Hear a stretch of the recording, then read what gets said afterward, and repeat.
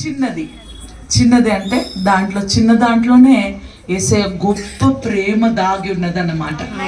Amen, hallelujah. So there is a reason for the season. ఈ కాలమును బట్టి కారణం ఉన్నది.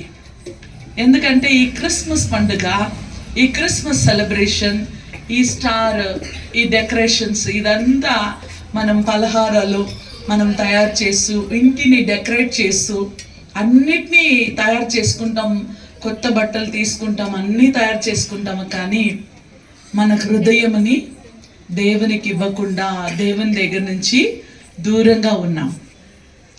That is not a real Christian life.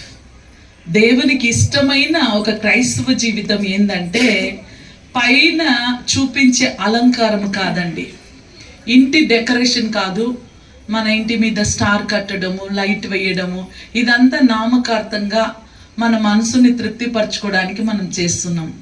కానీ దేవుడు పై రూపాన్ని చూసే దేవుడు కాదు, ఆయనకి హృదయాన్ని చూసే దేవుడు అయి ఉన్నారు. అందుకే there is a reason for the season. ఈ కాలముకి ఒక కారణం ఉన్నది.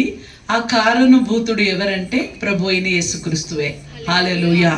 ఎందుకంటే యేసు ప్రభు ఈ లోకంలో జన్మించినారు కాబట్టి మనము ఈ క్రిస్మస్ పండుగని సెలబ్రేట్ చేస్తున్నాం. హల్లెలూయా. అప్పుడు మనం దేవుని వాక్యాన్ని ధ్యానిస్తునేటప్పుడు యేసయ్య ప్రవక్త 9వ అధ్యాయము 6వ వాక్యాన్ని మనం ధ్యానిస్తాము.